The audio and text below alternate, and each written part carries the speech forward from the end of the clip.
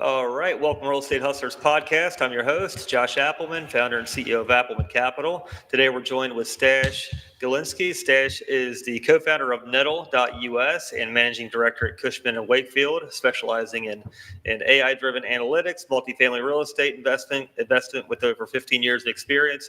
Stash, we appreciate you coming on the show today. If you could let the listeners know a little bit more about yourself. Sure, Josh, thanks for having me.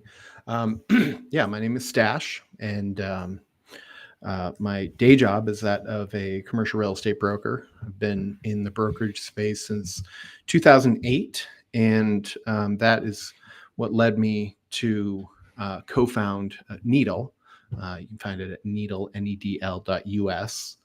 And really the hypothesis behind that was, what if you could use data and analytics to predict commercial real estate transactions? You want me to keep rolling on this? Well, I want to get to Needle, but first, there's a huge journey before you got into Needle that really created that whole software. But tell us how you got started in real estate, and then what led you to where you're at today. Sure. Yeah. So, let's go way back. I grew up in New Hampshire. My mom was a residential real estate agent, and she ended up passing when I was younger, but I saw that real estate was a career that I wanted to pursue. She had a successful practice. And then I read The Art of the Deal, and I was like, oh, commercial real estate's a thing. Like, I had no idea. Grew up working for my dad, just, he was a kind of a one-man contractor. So I had kind of the basics of how you do things.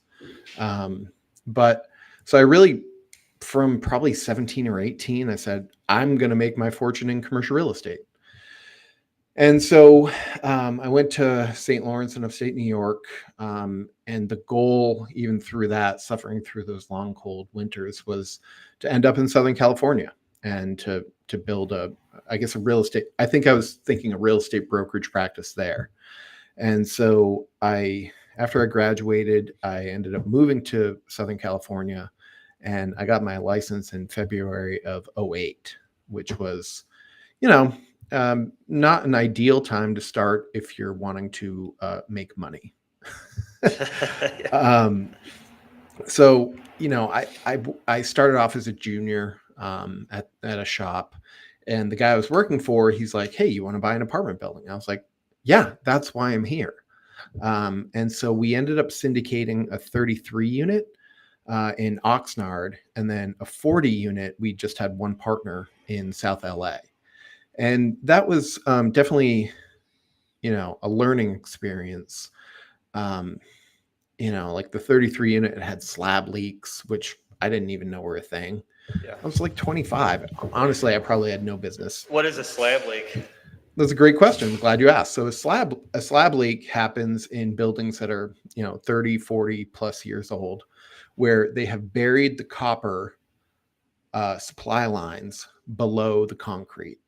And what happens is that the copper, and maybe even in the concrete, I'm not sure, but the friction, we'll say, not actual real friction, but the differences between the copper and the concrete create pinhole leaks.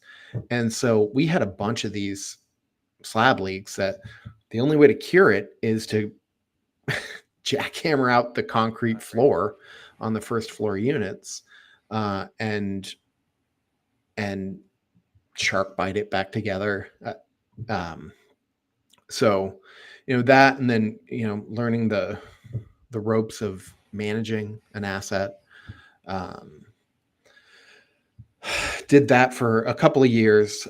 We ended up selling the 33 unit at break even for our partners, essentially, which was a win at the time because everybody was concerned that the sky was falling. I remember when we were under contract on that, Washington Mutual was supposed to be our lender, and they were funding everything leading up to the Great Recession. And I woke up one morning, it must have been a Friday morning, and I heard first thing on the news radio was Washington Mutual has just declared bankruptcy. And I was like, Wow. I don't know a lot, but that's probably not a good thing. So, we ended up working a seller financing deal on that one. We were going to take down a larger portion of this family owned portfolio. We only ended up taking one of them. So, I kind of cut my teeth in the syndication and management of things. And then I ended up finding a deal here in Cincinnati, and I didn't have anything else going on. And, it took a while to like work into it and get into that deal and chase it. And, I remember I was driving down the 405 in LA, and I said to God, I was like, if there's something else you want me to do, let me know. I'm open, because it seemed like my path was taking me to Cincinnati and nothing else opened up. So I packed up my stuff and drove cross country with my dad. He was my driving partner. But why Cincinnati though? Because they were 25 caps, legit 25 caps on heavy expenses. So that's why. Got here, the deals were under contract. The receiver had them, 70% in climbing. And by the time the court approved the sale, a couple months later, they were 50% in falling in occupancy. And my partner was like, I'm out. I'm not doing this. This is a terrible thing. I was like, I'm already here. Like, you can't just pull out. And he's like, sorry, see ya. I was like, oh shit, what am I going to do? Was your partner, was he the money guy, or how did you? Yeah. My role was going to be like, combination of management and asset management. Having managed those other two buildings, I learned, as I'm sure you have, Josh, that third-party management can be a great thing, but if you're in a heavy rehab project, they're not necessarily the ones. Your financial interests are not aligned, because they're in it to make money. You're in it to make money. They make money off of charging you fees, and you're in it to keep your fees as low as possible. So I was like, we're going to need somebody there to watch out for us. And so I volunteered because I didn't have anything else to do. So I got here, deal fell apart, and I just picked up the phone and started cold calling again. That was a skill I had learned and had almost beaten into me, you might say, through a brokerage firm that I worked for when I was in Southern California, which has served me very well. That's how I meet all my friends. That's how you and I have met, essentially. And so, in doing my calls, this is kind of the lead into from brokerage to needle, how it came. But in doing my calls, the routine is you've got 1,000 prospects in your database, and your job is to essentially go out and be everybody's best friend, you might say, in the hopes that when they're ready to sell, you get at least a shot at the opportunity. But when in the interim, while you're doing that, if somebody's got 20, Josh, if you have 20 properties and I say, hey, Josh, are you selling anything? It's going to be almost an immediate no. Like, no, thanks. I appreciate it. But if I call you and I say, hey, Josh, I'm calling about timber trails. Is that something that you might be interested in? I think I've got a buyer for it, whatever the pitch is.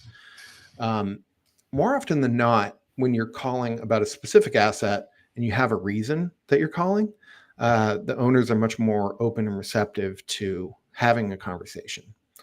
So, when I first started my practice here, I didn't have anything. I just had the auditor's website.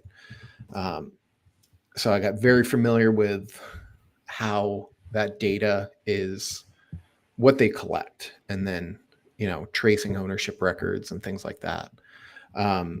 So as my practice, took me about 2 years to build a practice of getting up every day at, 6, 7 in the morning,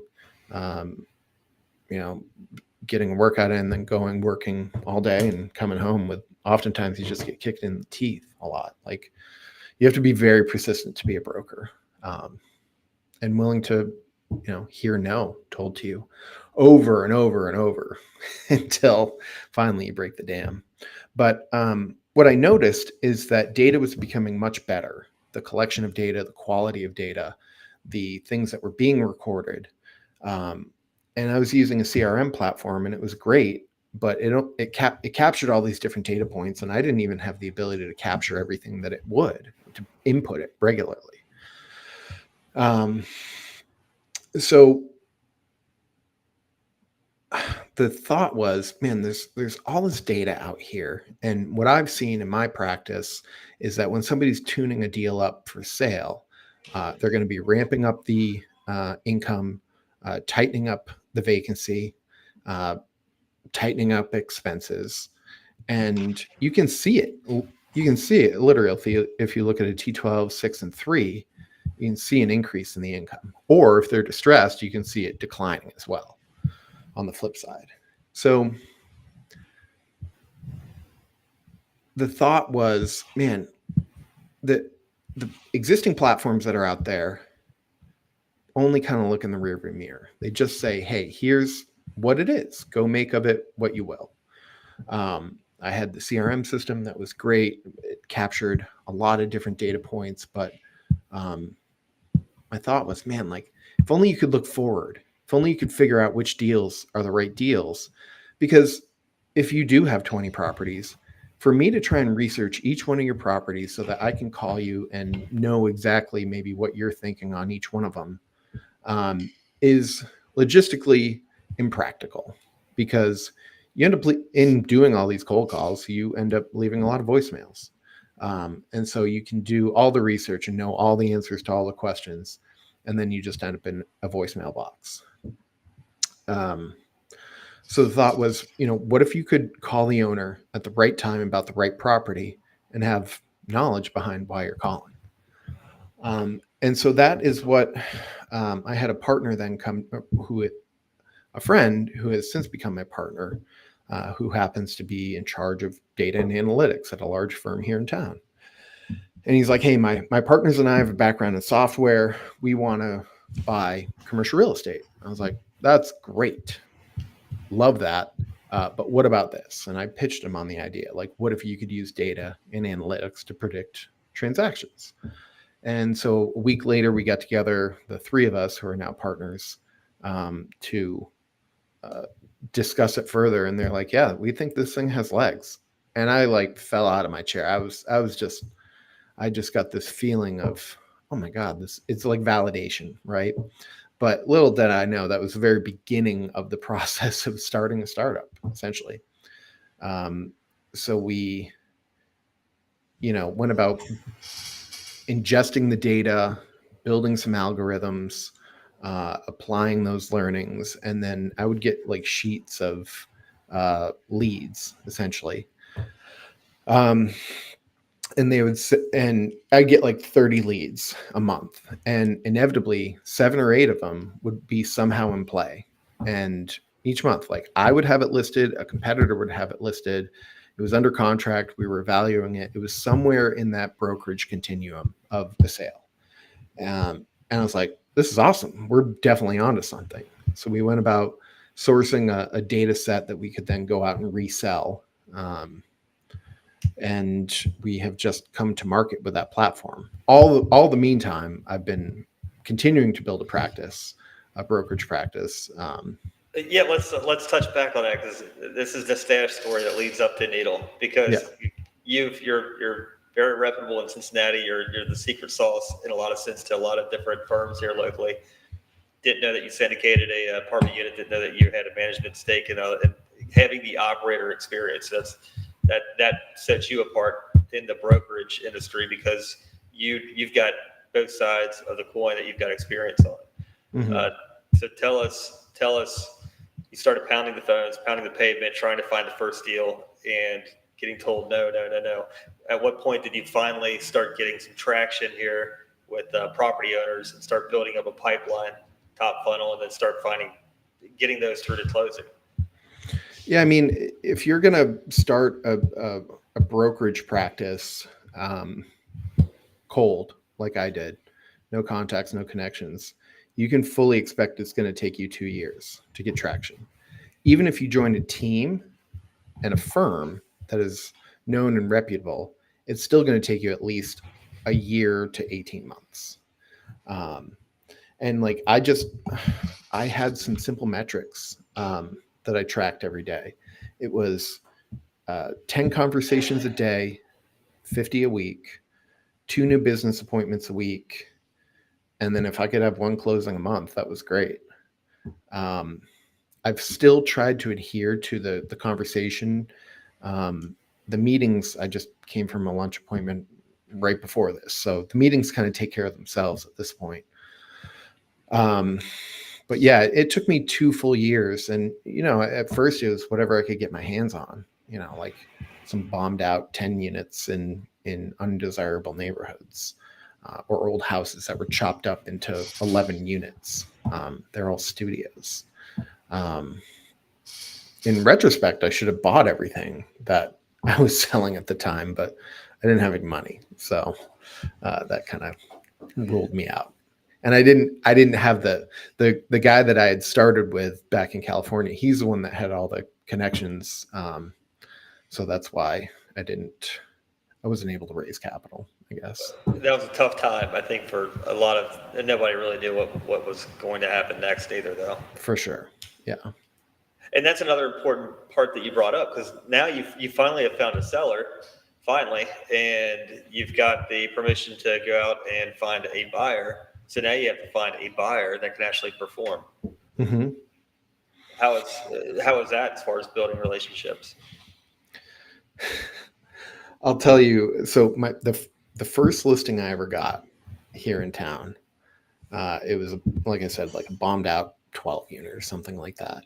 And I got a contract from a guy out of Minnesota. And I was like, this is sweet. And I didn't know any better, but he faxed me a copy of an earnest money check. And I was like, good enough for me. And we ended up getting to the closing table, and he never materialized. He wouldn't pick up my phone call. And needless to say, my seller was not happy with me. But, my wrestling coach used to say, when he knew we were going to get our asses kicked, he'd be like, now this is a learning experience. And I've had plenty of learning experiences. My whole life is a learning experience. Just different levels. Yeah. But, like building a relationship with the seller and building a relationship with buyers, they're similar but different. I tend to be, unless they're a known quantity, I tend to be pretty skeptical, maybe to my own demise at sometimes, but I tend to be pretty skeptical of new buyers who are maybe upstarts or don't have a track record behind them, because they can be all talk. And I've seen it too many times. And it for a broker, it is a heartbreaking endeavor to go out and put your, best effort forward to find a particular buyer, like the exact sort of deal that they want. And then you bring it to them, and then they shoot it full of holes. Like we've had it happen so many times. So, what I like to say is that beauty is in the eye of the beholder. Really, my job is to go out and represent my clients on the listing side, to go out and get them the highest and best price and terms. And that is, that's the tried and true secret to brokerage, is to get listings and then go out and make a market. And in the process of doing that, though, you don't want to what's called buy a listing, where you overpromise and then underdeliver, because it feels really good. Yeah, I got this listing. But it doesn't do anybody any good if it's not in line with the market pricing expectations. You can be a little aggressive on pricing expectations, as long as you know that you have a realistic seller who is willing to transact at or very close to market. Yeah, and that's the, once you get in there and really do your diligence, and then it's like you're realigning expectations after everyone's had a chance to really see what everything's about. What is what's been one of your biggest properties or biggest sales that you've ever had in your career so far?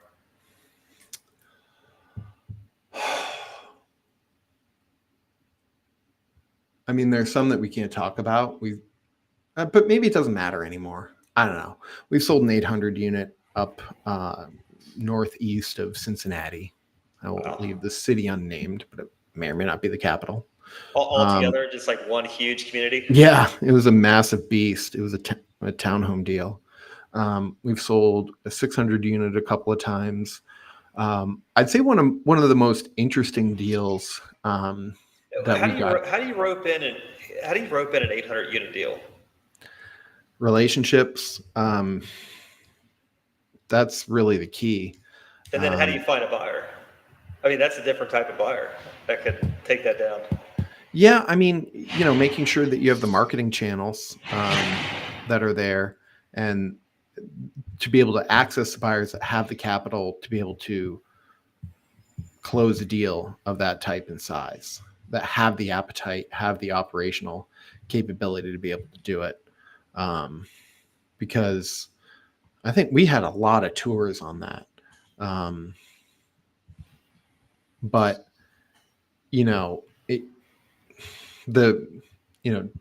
for marketing deals, when you're selecting a buyer, all it takes is one who thinks that there's going to be another one to come behind them.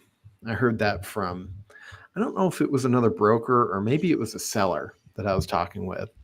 And that's what he told me. And I was like, that is a great piece of wisdom right there. Because it's true. You only need one buyer. Yeah. Real estate's a zero-sum game. Transactions, whatever it is, usually, if you're selling unique things, be they, well, not even cars.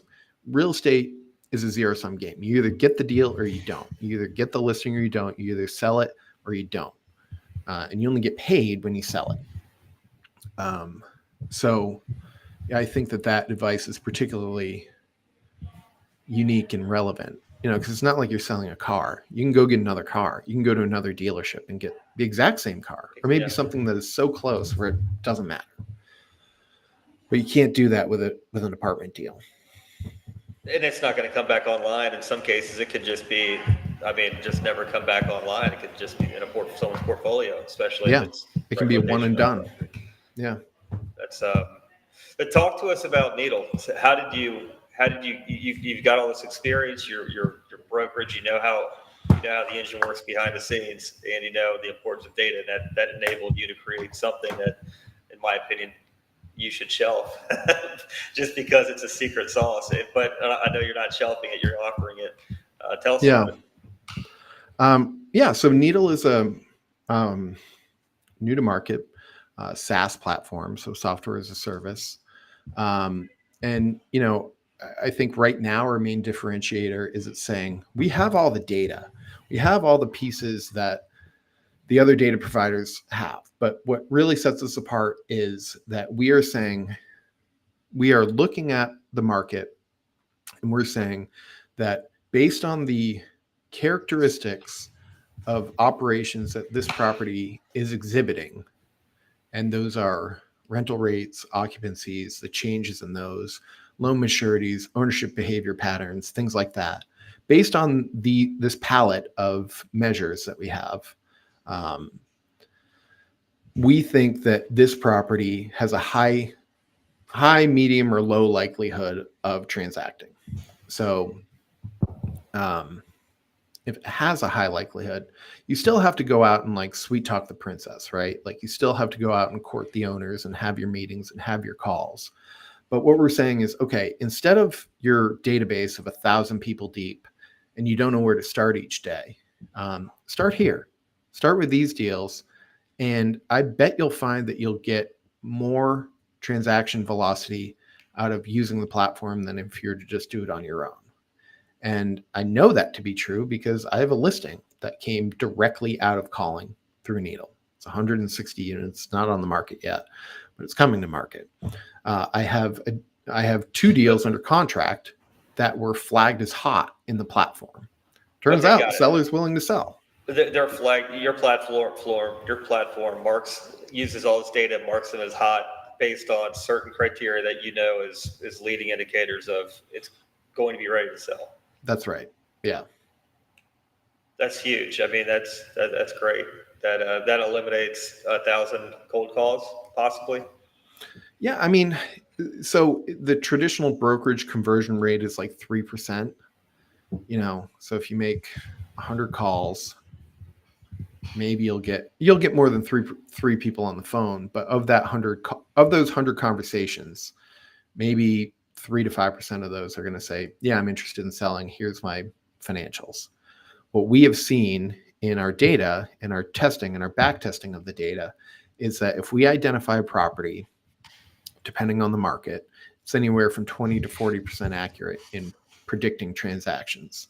So what that means is, of the lead set that we have, there's 100 properties and we're just at 20% accuracy. 20 of those are going to trade. So if you just call through those 100 properties and say, "Hey, Mr. Owner, I'm calling about this particular property," you're going to be much more likely to be able to convert that, as opposed to you've got your 1,000 people in your database. Where do you start?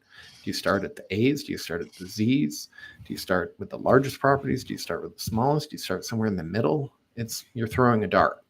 And we're saying you still have to go out and do the hard work, so to speak, of talking to people, making calls, meeting people. But if you can do it much more strategically and say, "This is where I'm going to spend my time first," you're going to be more successful if you're using the platform than not. Because you're quantifying your time. You're able to do more with less effort. Yeah, exactly. So you're offering it to other brokerages, boutique firms. How are you? So right now we're just kind of in our, I guess, our beta testing of the rollout. We haven't gone wide to market with it yet. But yeah, we're targeting smaller brokerage firms as initial users, maybe independently owned shops or independently owned franchises, maybe regional or kind of super regional firms who have maybe taken a very deliberate tack to stay in a specific market. Because if we're going to go after Cushman and Wakefield or something, or it's going to take a year and a half of the sales cycle is much longer. And if you go after those smaller, more one-off buyers, you can get much more traction and quick hits. And so the user base that we've theorized for this are brokers, acquisition people, asset managers who are sometimes the same person, and then commercial mortgage brokers, because all those people directly affect transactions one way or the other. Are you going to limit how many brokerages can use it in a certain market? No. We're going to let the market dictate that.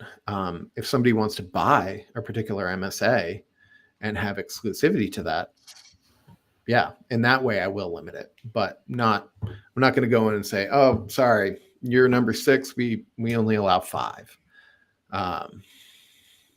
I say the only reason I ask is because if everyone sees the same red hot property that the platform says this is a potential seller, I guess it's no different than anything else than today. There's multiple brokerages calling on the same properties day after day. Yeah, but people are lazy. Yeah, that's true. You're operating under the assumption that everybody's going to go out and work as hard as you and I do. Sure. And it's not the case. In my world, in my seat as the founder and business owner of Needle, I would love it if everybody subscribed to it. And then you want them obviously to be using it and generating transactions out of it. But we have benchmarked our financials on just a 5% absorption, 5% market share of all the, potential users. So, we didn't build a pro forma that overpromises and underdelivers.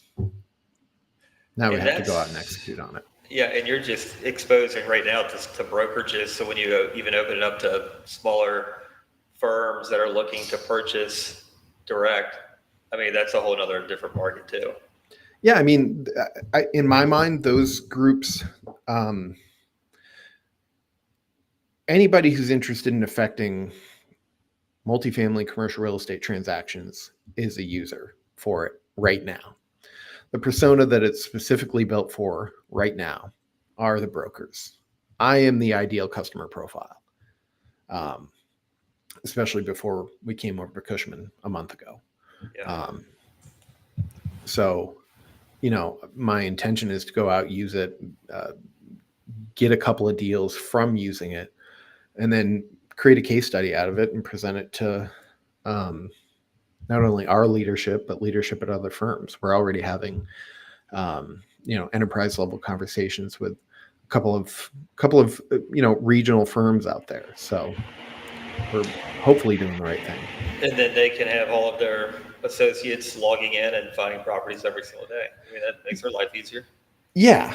And the thing is, if you and I are at competing firms, we'll both get the same base lead set, but you're not going to be able to see what I'm moving forward. And the same thing, I'm not going to be able to see what you're moving forward through the pipeline. But if we're on the same team and working in the same silo, we can see what each other are doing. So we've built it to be able to scale for teams, to be able to use it and see, oh, Nate has moved this one forward. That's great. I think I have a buyer for it. We also have a buyer matching algorithm that shows like essentially a hot list of prospective buyers for any particular property based on the characteristics of the portfolio that they already own. Nice. So it's just, yes. But right now it does multifamily, particularly. What does the future look like as far as other property types? Yeah. So I think, well, I guess the roadmap is what you're asking about. We want to focus, I think my thought is maybe an inch wide and a mile deep in multifamily in order to get as much market penetration as we can, really make it great, not only for the brokers, but also for the owners and asset managers, acquisition people. Part of that is building out a persona for property owners that says, hey, here's what we think your property's worth. Are you interested in selling or refinancing? And then elevating those if they say yes. Same thing, we want to be able to say, hey, here's a hot list of deals that we think you might be interested in based on your current holdings. Are you interested in buying? Yes or no? From there, the other food groups are hospitality, office, industrial, retail, and land. So you've got 6 commercial real estate food groups, and then each one of them has a subgroup underneath it. Like we'll talk about multifamily. You've got market rate, you've got affordable, you've got student, you've got naturally occurring affordable, you've got fully subsidized, you've got partially like there's all these different categories. So it's really just getting really good in each one of those is the eventual goal of the roadmap. It's huge, and you can take it in many different ways. Just keep feeding the data in. Yeah. Very cool. Stash, we could probably talk for hours about your journey because you've experienced all sides, and then your future endeavor with providing a platform that truly eliminates a ton of effort and probably a lot of pain. If somebody wants to reach out to you, get a hold of you, learn more about you and your firm, how can they get in touch? For sure. So my email address is stash, STASH, at needle, NEDL.us. Our website is needle, NEDL.us. If you want to see a demo, or if you're interested in signing up, we're offering heavy discounts right now with, I think, a 30-day free trial. So would love to have a conversation with you. And that's the best way to get in touch with me. It's really via email, and then we can figure it out from there. Cool. Stash truly